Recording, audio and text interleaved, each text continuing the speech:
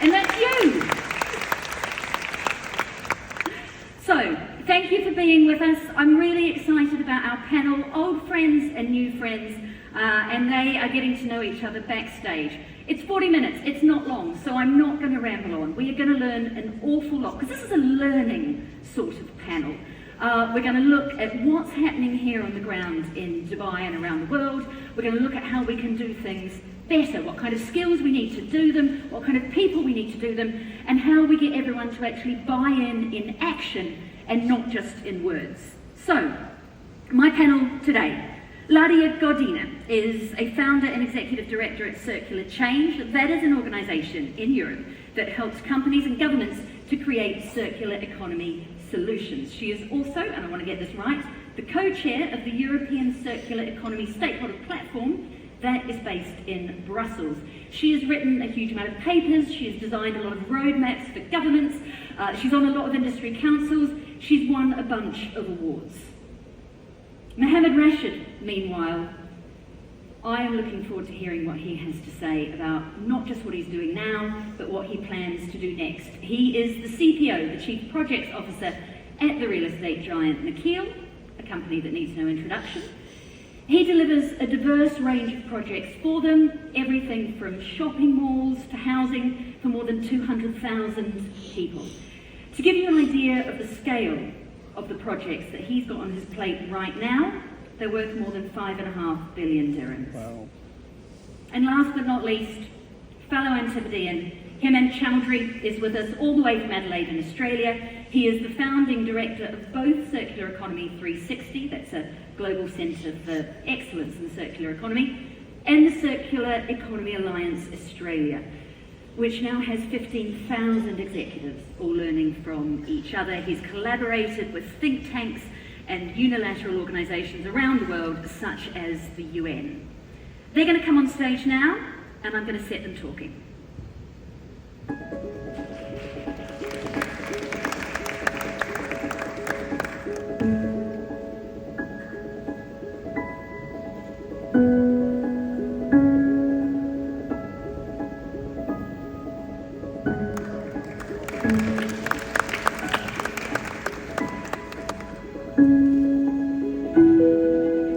Right, 40 minutes.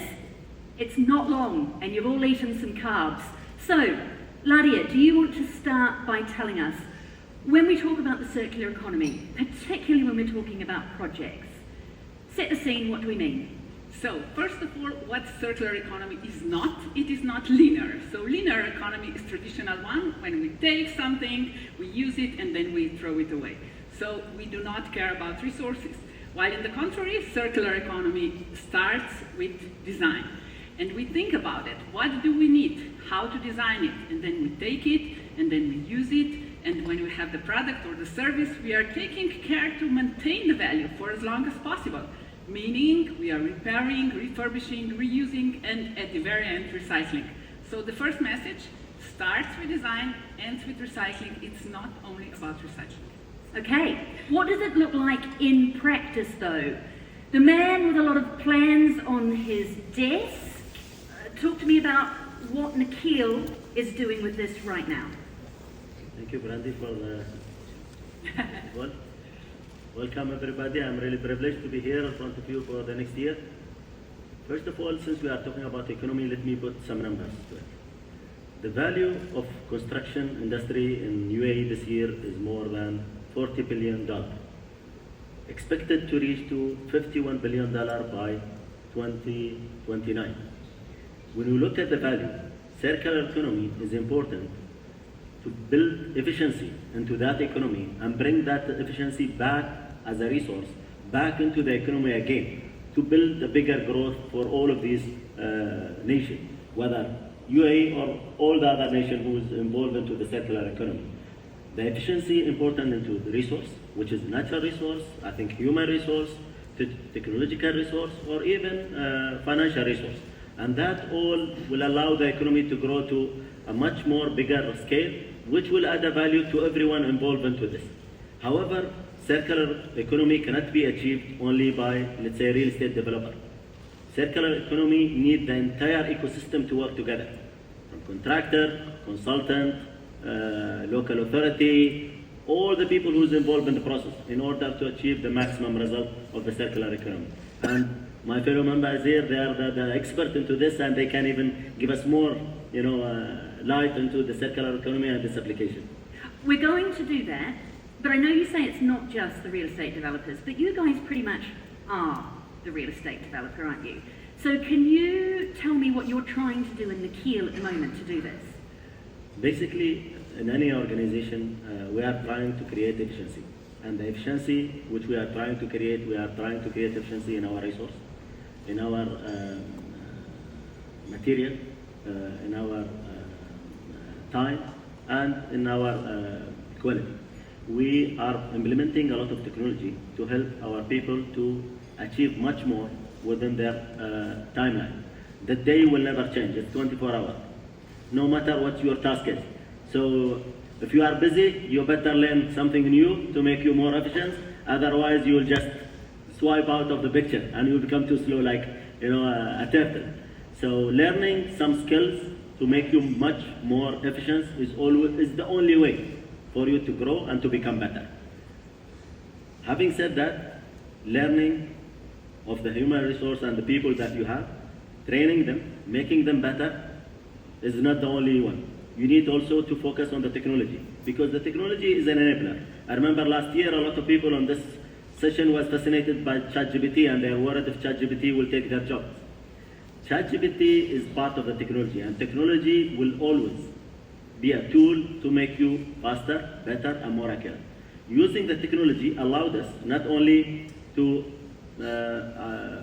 reduce our snags into handover unit. After implementing the technology for 2 years, now we crossed the 80% of our unit handed over to customer with zero snag. Our target is 100%. My team thinks sometimes I'm crazy, but it's the only way for us to progress forward. What kind of tech? We are using software that we bought from a company, and we enhanced it internally. But in line with that software, we also improve our own internal process. And we did enough training for our teams, and I think in the beginning it was just another software for them, but after using it, they realized the benefit, and even our contractor, consultant, and everybody start buying into it because they found out that doing the right protection during the construction reduce the snag. That means their time is being saved. They don't need to travel again to the site and solve a problem. That's all part of, again, the circular economy which we are talking about, and building efficiency into the entire process. Okay, so Mohammed has mentioned two types of payoff there. He's given us some numbers and dirhams, economic numbers. Absolutely. One more thing I would like to stress is, because efficiency was mentioned, and the other term is sufficiency. Because we should think about that. What is enough and what is too much, and how to use resources wisely. So both terms should work hand in hand. And now to one interesting number related to how circular we actually are on the global level. So every year the Circularity Gap Report is published, and the new one is coming up next week. So last year the result was 7.2%. What does it mean? That on the global level we are only capable to reuse and recycle and everything what we said, 7.2% of all the materials that we take into our production and consumption process. So that is telling us, are we good managers? We are not, if we are managing resources in such a bad way. And back to that, when do companies start to understand why to implement circular economy? The question is, what is in it for me? So where is the benefit? And the question is, if we are not implementing these principles, what is then? Then we are losing. And we saw what happened this year also, because I'm from Europe, with all the catastrophes. We've got droughts, we've got fires, everything. So if we do not think in advance how to be more resilient, how to be prepared for all these changes, then we are losing. And the CEOs, there was one study made by Ambrosetti House among 500 CEOs in Europe, and they said, yeah, we are implementing circular economy because it pays off. So it is something what is beneficial for the business. It's not something what comes at the very end. So that's why it was nicely said, it should be embedded in the core of the business, in the KPIs, not just nicely reported at the end of the day. So it's really everyday task. Yeah, you've given us a couple of ways of measuring the value and the payoff. How are companies measuring at the moment? How should they be? Tell me about value. So first of all, there are three components. One is economic, so the other one is environmental, and the third one, of course, is related to the human capital that was mentioned, that this is the societal dimension. So what can the companies do? First, you have to know where you stand. So to know what your business is about, if we are going back to the energy, how much energy you're using, how to reduce the use of energy, how to replace the energies, and so on. So measurement is very important. Indicators that you set up, as I said, the KPIs, and then you see the progress, and you should monitor it on the long term. It is not happening overnight, and sometimes you have to invest at the beginning, but it will pay off for sure. But you have to convince people to invest at the beginning, and I look to Hemant now. Buy-in. How do you get that buy-in? Who do you get the buy-in from, and what are the strategies around that? Buy-in is very, very important because this requires a broader ownership, and people at the coalface need to be empowered and allowed to contribute in the circular economy journey, because they really understand what's really going on, but I guess sometimes nobody asks them the right questions. So let me give some real life examples which I have been involved. So this is going back 1996, the Australia's largest mining redevelopment project. I was a life cycle advisor on that project. Our production was going to double from 150,000 tons of copper, gold, uranium, and silver to 300,000 tons per annum. But based on the conditions imposed on us by the regulatory bodies, we were only allowed extra 50% of water, and the daily water consumption was 32 gigaliters, and we were only given another 18 gigaliters to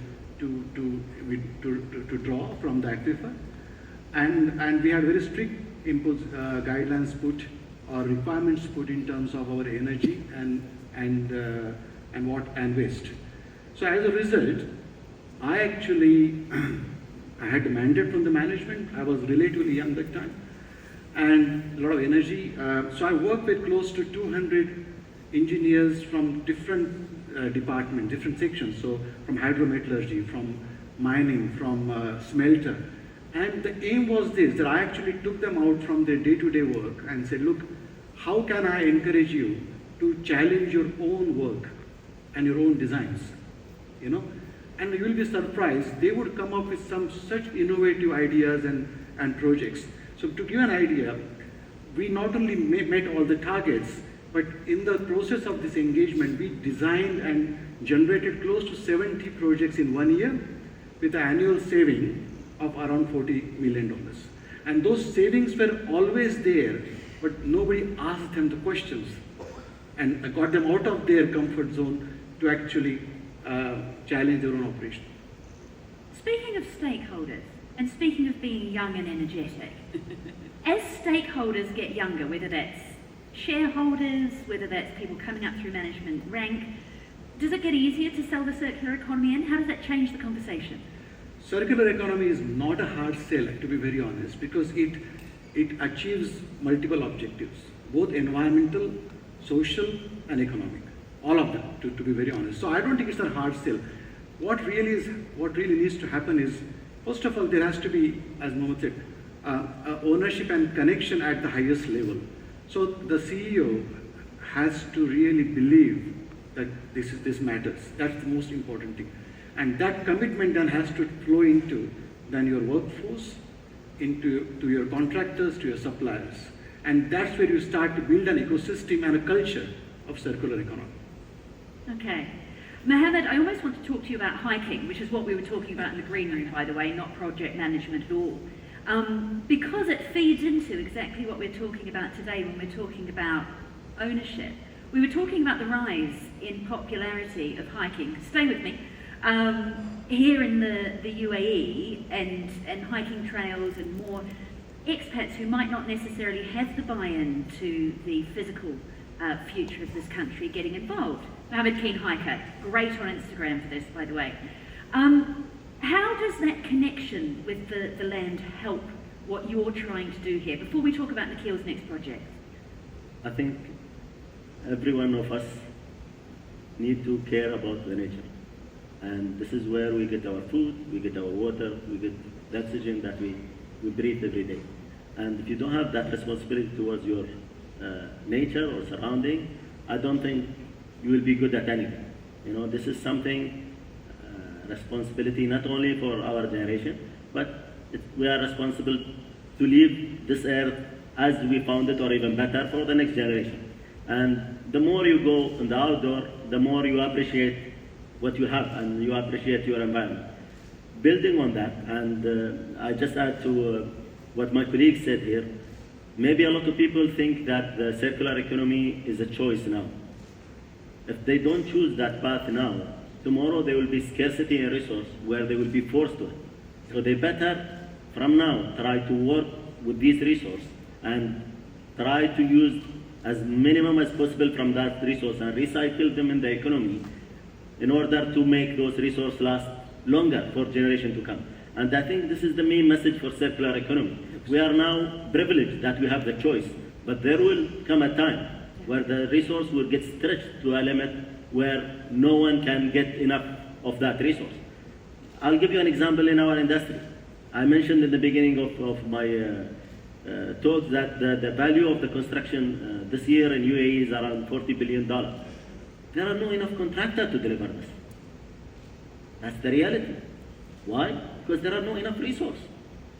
From labor, from material, from everything. So the only way to be able to achieve this by looking at everything, the way we build, the material we use, the way we execute, the time we allow for these projects.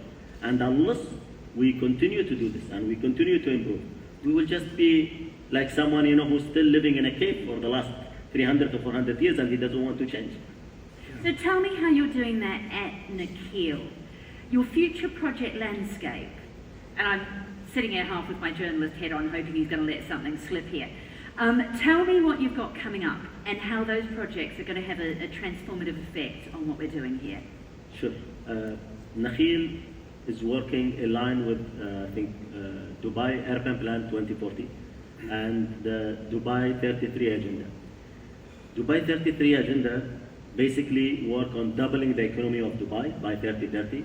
And Dubai 2040 plan, the main keyword for Dubai 2040 plan is the quality of life for everyone who live in the city or who pass in the city or who visit the city. Having said that, Nakheel main vision or main, message is the happiness and prosperity of the residents of our community. We don't build houses, we deliver community. Community that you live in. Your kids go to the park, they go to school, next door, they shop in a mall, and that's a life that we provide. It's a lifestyle more than just a house you buy in a project. That lifestyle, what brings a lot of people to the city. Some of the speaker yesterday was mentioning how unimaginable the lifestyle in Dubai and how blessed we are here in the city. And believe me, with all of this, Dubai government still wants more. And Sheikh Mohammed, the ruler of Dubai and the Deputy Prime Minister of UAE, always pushing everyone in the city to go to the next level. His Excellency Matar Tahir today was mentioning in his speech, that we go with certain plan and he wants always the best for Dubai and for Dubai people. And this is the reality. Dubai not working on today. They are working on 2040. How the quality of life in 2040 for Dubai residents will be. And that's an important goal where we need all to work on that. Having said that, we announced the refreshed master plan of Dubai Island. Yep. That master plan basically will bring around 80 hotels and resorts to Dubai, which is more to enrich the tourism industry in Dubai. That will add 20 more kilometers of beaches to Dubai coastline. And this is, again, something important to Dubai. One other thing, I think there are some of my colleagues and team members here who achieved a great achievement for Nakheel last month, where they secured the blue flag for 8 beaches of Nakheel. And that basically an environmental standard or environmental endorsement for our beaches and making them some of the best beaches in town for our residents, for our community, and our visitors. In addition to that, we launched late last year Palm Jabal Ali, where we launched the sales of the first phase, and recently we launched the second phase, where we are selling some plot in that area. We have developed a lot of experience in the last 25 years developing these projects. We are bringing all of that know-how to our new project. But one important thing, no matter how you think you know, unless you know your customer first and understand their need, you will never be successful. Your customer is your North Star. I'm Bedouin, I come from desert, and if you don't know the direction, you might die in the desert and not be able to find your water. So your North Star in any business is your customer. If you don't know your customer, and if you don't know their need, you will be just guessing. Stick to your customer, understand them, and understand their need, deliver what they want, and believe me, the money will come as a result of that. This is, a lot of people just get confused when they go into the business, and they just focus on the money. The money is byproduct of delivering the product that your customer wants. In Nakheel, we give a priority to our customer, and we focus on our customer, and they guide us to a new era of prosperity. Okay, well, if we're talking about success, Hemant, you have worked with numerous governments, companies, unilateral bodies, trade organisations, and worked with a lot of projects, and you're still young and energetic. Don't feel it sometimes, but that's okay. We'll get you out hiking here in Ras Al Khaimah, we'll see how you go. What do you think are maybe, give me 2 or 3 success stories. Who have got it right in the projects that you've worked with or those that you've witnessed, and how and why have they got it right? Yeah. Before I actually talk about maybe 2 to 3 excellent projects, I would also talk about certain critical success factors that those projects had. And those were a strong commitment from the top, involvement of employees and your stakeholders, number 2, and focus on building a very robust ecosystem. So those 3 things are critical in then, because once you get those 3 things right, the outcomes take care of themselves. So let me talk about a few very interesting projects that I had the pleasure or the privilege to have worked on in. This is again a long time ago, but when we had the first regulatory body established in South Australia, where I come from, we wanted to introduce an industry engagement program, and we called it the Cleaner Industries Program. This is going back almost 30 years. And as a part of that program, I worked with close to 48 industries in the region. But the focus was on prevention, not end of the pipe, but prevention. So the aim was how we could use through better management practices, product modifications, technology modifications, employee participation, how we actually prevent the problem at the source as against an end of the pipe reactive treatment approach. We did these projects over a period of, I guess, 2-3 years.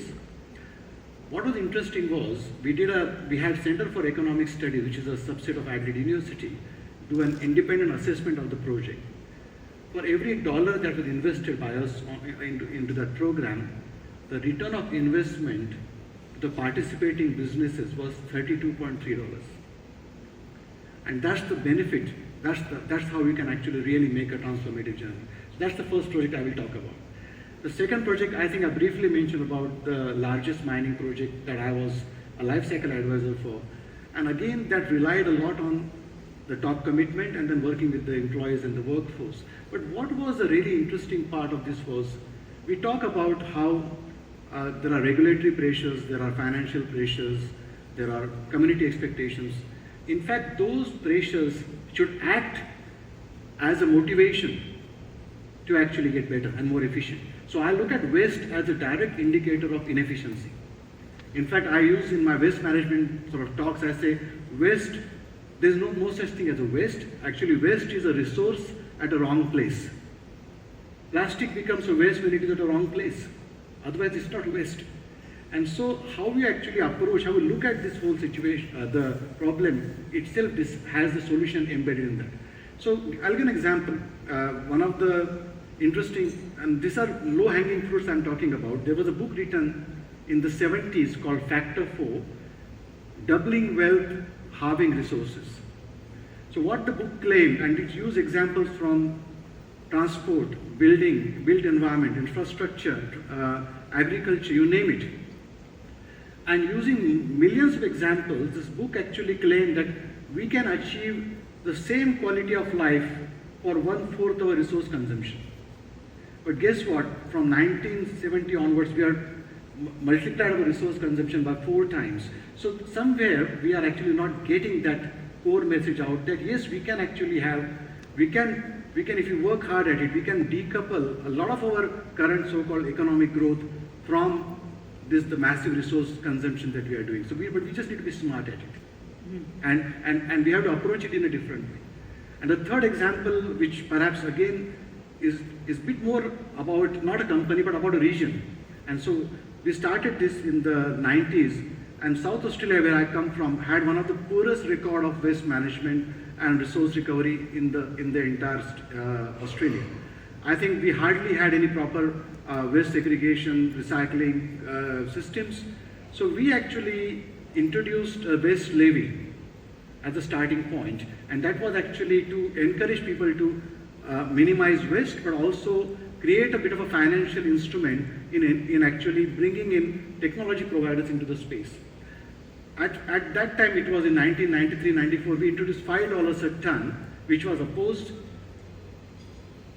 It sits today at $145 a ton, and we achieved close to 90% of waste diversion from landfill in the state, which is perhaps highest in the world. And we achieved that in the span of 30 years.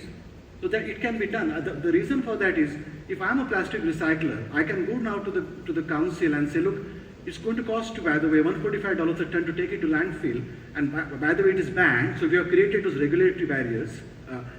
I can take it from you for $100 a ton, and you save $45, I get my business model already established. And by doing this, we have transformed the whole region. So that's the third example. Okay, well, let's build on that. I mean, you said earlier buy-in isn't hard, Yeah. but that 7% figure that you gave earlier, if it's not about the buy-in then, how do we get that up? So first of all, one thing is understanding what circular economy is about, and it should be something what people resonate with. So what is in it for me? Because if it is a topic that is detached, then you wouldn't care. I brought with me the publication that we published during the Slovenian presidency to EU, because that was the case. People were asking us, what is this circular economy? Or how does it resonate? What can I do? And we put it together from different angles, from the business angle, from the cultural aspect, so because values are important as well. So that is the first thing, to understand how to embark on this journey. Then the second thing is to talk about the real examples. And what we have heard here is really inspiring. And where are the savings, but as well, where is the inspiration and innovation? Because we need new kind of thinking. We should go out of the box and think in a new way. And this is very systemic and holistic. So maybe to summarize what I have heard, we are not talking about buildings. We are talking about the lifestyle, how we live. And the building, yes, is one thing. Then there is what I can eat. So do I have a garden? How I can move around? What kind of mobility is connected to that? What about the kids? Is there a good school? So this is a system. And you cannot just focus on one silos. I'm building, I don't know, blocks. No. Or I'm producing food. So now how to connect all that in a way that this is sustainable and circular. And then you realize that there are so many connections. And the flow of the knowledge, something what was learned in the mining, can be used in the food production. I'm exaggerating a little, but you know, that is, then it becomes very playful. And people like to play with this and be innovative. It's not that we are not creative, we were born creative. Well, we've got less than 10 minutes left. Yeah. So, I'm going to give you a couple of minutes each, and I'm going to ask for advice. What you've learned. For anyone in this room, how do you make this work for you and your company? The hardest one lessons that you've picked up particularly. Mohammed, do you want to start? I think since there are a lot of engineers around us here in the room, and since the aspect number one of what we do is the three pillars: time, quality, and cost. I want every one of you to always, when he comes to his office or his site or his work and every day, make sure that whatever time he's spending it in one of these three areas. Either he is reducing the time of project, or reducing the cost of the project, or increasing the quality. If your effort not adding to one of these three, then you better watch out and focus on where it's really matter. Our time is the most important resource, and unless we use it wisely, we will not be able to deliver the maximum within the timeline that we have. It's important to really use your own resource efficiently, first of all, and then you will be able to use the other resource around you. So focus on your own time, make sure it's really put where it's really matter, and then that's a good infection that will go around to everyone around you. Ladia, you're holding a whole book of advice. No, it's not so serious.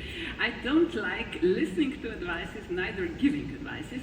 I rather observe, because those who are walking the talk are the true leaders. So I would say keep your critical mind awake and observe who is really doing something what is worth then implementing or somehow integrating into your process. So that would be something what I really am in favor of. And too often when we are facing new solutions, we fall in love with them. So we are not critical. Like I would take the electricity and electric mobility. We cannot have all electric cars. This is a part of solution. We should talk about mobility. Oh, hang on, we can't have all electric cars? No, we cannot have all of them. So electric car is a part of solution, but we have heard what is here, public transport. Excellent public transport is much more efficient than owning an electric car by myself. So this solution should work hand in hand. And that is really important to have this mindset, you know, to ask, what are we doing? Why are we doing that? How are we measuring the progress? And this is what I think should inspire youngsters as well, and should be embedded in the educational system, so that we have this kind of circular or sustainability literacy. That is really something what counts. So walking the talk, that is absolutely. And what is also important is, I think that we feel it here, to celebrate small steps, really to celebrate and to say, yeah, we did something. We don't have all the answers, but at least we are moving in the right direction. And then when you are celebrating, then you are empowered to go on and to make mistakes as well, but to learn from that. So really to have this atmosphere where people are creative, when people are putting their best, and then they do create something what is really nice. And I would use a quote of Aristotle, who said something like, how is it? Excellence is not an act, it is actually a habit. So don't think about excellence as something is excellent, but let it be a habit. Hemant. Look, I like to always, sometimes like to talk about the first principles. And I always believe that if people understand the why, they will figure out the how. The why part is very important. And that's where the concept of what is our connection, what is our accountability. We all in the process of life are going to go through stages of life, and the last thing I would like to actually have a situation where I'm asked some very unpleasant questions by my grandchildren about how I live my life. What is the legacy I leave behind? And I think every leader, every human being owes it to the next generation. What is the legacy they leave behind? And certainly we live in a finite world with finite resources, and we got to ensure that we are leaving a much better legacy for our next generation, because they are going to ask those questions. And they are going to tell us that based on what actions we take today, whether we thought about that or not. Okay, we're going to wrap it up there. Thank you very much for being with us. In what we won't call the most challenging spot, we'll call it the special spot after lunch, right? Mohammed, that was your point. Well, it's a privilege to have all of these great people here. Mohammed, Ladia, Hemant, thank you very much for joining us today. These guys are brilliant on LinkedIn, by the way.